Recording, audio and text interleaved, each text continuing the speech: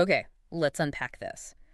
Welcome back to the deep dive. We're here to sift through, all the noise, the raw data, the early standings, the game results, and really boil it down for you. That's right. Give you the essential knowledge. And today, we are definitely diving into the JGHL preseason. We've got the first wave of standing reports, the schedule results, all hitting our desks. Yeah, and our mission today, it's pretty straightforward. We want to figure out which teams have just shot out of the gate, who's maybe stumbling a bit. Stumbling is putting it mildly for some, maybe. Huh? Perhaps. And we'll use those key numbers, goal differential points, those winning and losing streaks, to really map out what the league looks like right now. It's about the story behind the scores. And it's already quite a story. A bit volatile, I'd say. We've seen some, honestly, pretty surprising starts. For sure. You've got the Edmonton Oilers and Nashville Predators leading the pack overall, looking really strong out west. Yeah. But then you glance over at the east and bam, 3 undefeated teams all clustered together. It's early, but things are shaping up fast. Definitely. But, okay, before we get into the specifics, the who's who, Yeah. we need that crucial caveat, right? This comes straight from the source material. Ah, yes, the reality check. Exactly. This is early preseason stuff. It gives us a great snapshot, shows momentum, maybe some underlying talent, but it's super volatile, these results. Fun to track, but they do not matter a whole lot for the final standings. Think preparedness, not destiny.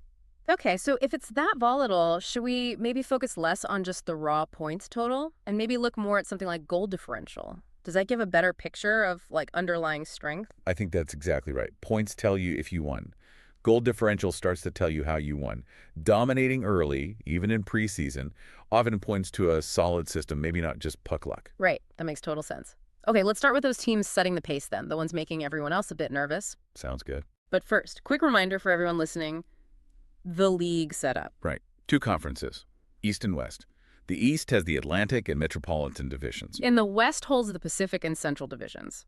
Simple enough. And right now, that early power seems tilted west, wouldn't you say? Led by the top team overall. Yeah, absolutely. And that leader is the Edmonton Oilers. Mm. I mean, they are just clinical right now. 4 games played. Perfect record, 4-0-0. Exactly. Maximum 8 points. You can't do better. And that perfect start, it's not just fluke wins. They're on a 4-game winning streak, that W4 marker.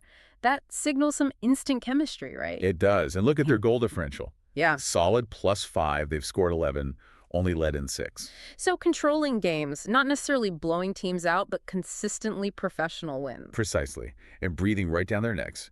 Also showing that Western strength, or the Nashville Predators. Okay, what's their story? 4 games played, 7 points. So just 1 point shy of perfect. Their record is 301. That's a strong .875 win percentage. That managed one being an overtime or shootout loss then. Exactly. And interestingly, they got there with a couple of shootout wins recently.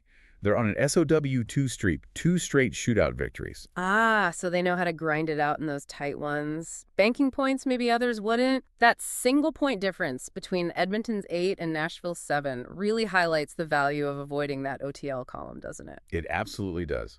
Every point matters, even now. Okay, let's pivot east.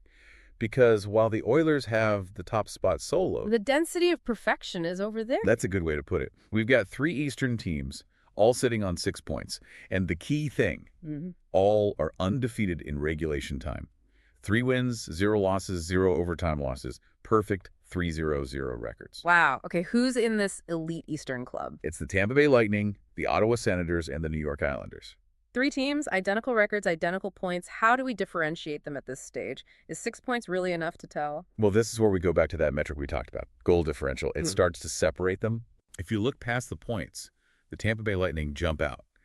They have the best goal differential in the entire league right now. Really? What is it? A whopping +9. They've put up 14 goals and only allowed 5. Okay, that is dominance. That's not just winning, that's controlling the game start to finish. Suggests they're really dictating play. Plain and simple. A +9 this early, that's usually a sign of a serious contender later on, not just a few preseason games in. Huge difference. Okay, let's zoom in on the East then. See how these 3 stack up within their divisions, Metropolitan and Atlantic. Right.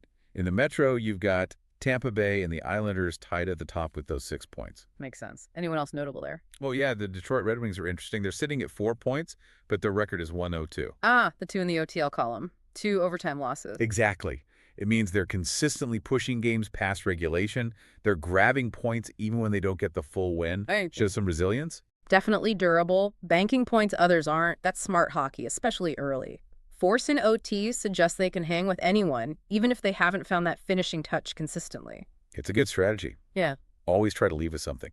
Now jump over to the Atlantic Division. Who's leading there? The Ottawa Senators. Mm. Also perfect. 3-0-0, 6 points. They're setting the pace. And close behind. The Montreal Canadiens, they're right there in second with 5 points from a 2-1-1 record. Mm. So, yeah, the top of the East in both divisions has set a really high standard early on. It really has. But the flip side of that coin, the bottom end of the East, is just as dramatic, maybe even more telling. Oh, definitely. Here's where it gets really interesting. And the drama seems centered around New York. It does indeed. Right. The New York Rangers are currently dead last.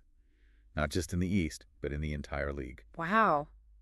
What's their line? 3 games played, 0 points, and 0-3-0 record. It's pretty shocking, especially for that market. 0 points is brutal. What's driving that? Is it just bad luck or... Well, their goal differential paints a grim picture. They're at -7. Ouch. And what's really telling, maybe, is they share that exact number, the worst GD in the league, with the Hartford Whalers. Hartford. What's their situation? They have 2 points, a 1-3-0 record, and they're currently riding a 3-game losing streak, L3. Okay, so being down 7 goals after just 3 or 4 games, that's a massive hole to dig out of, psychologically, too. Yeah. That sharp a drop suggests something fundamental is off, right? Defense, goaltending, conditioning, something. That -7 is like a big flashing warning light. It really contrasts with the efficiency we see out west. Right, where the Oilers are leading the Pacific. Yep, with their perfect 8 points, though the Utah Mammoth are looking solid in second place there. 4 points, 2-1 road record after 3 games. Respectable start. Okay, so the Pacific has a clear leader and a solid second. What about the Central Division? Ah, the Central. This looks like it's going to be a dogfight every single night. Really? Yeah. Nashville leads with their 7 points.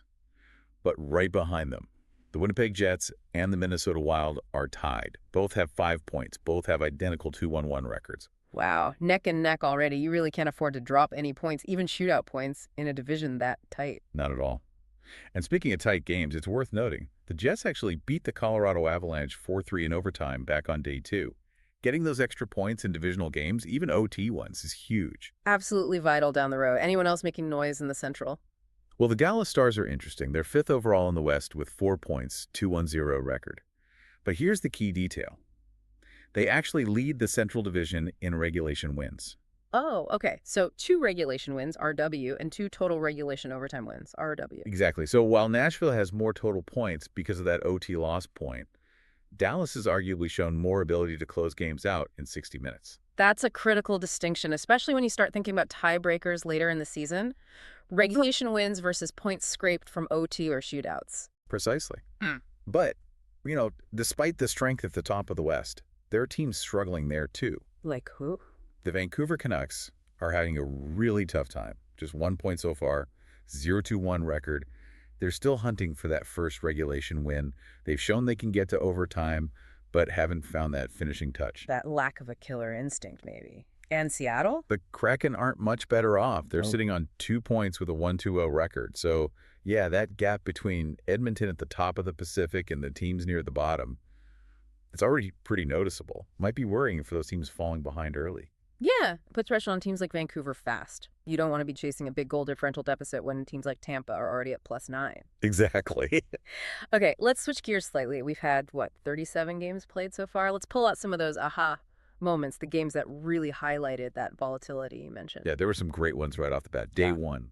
Islanders beat the Red Wings 6-5 in overtime. High-scoring, divisional game, goes to OT. That screams tight metro race, right? Immediately. Then the next night, day 2, Quebec needed OT to get past Buffalo 3-2, another close one. Shows getting those 2 points is just a grind, even now. Any upsets that stood out? For sure. Minnesota beating Nashville, the conference leader 3-2 in a shootout, also on day 2.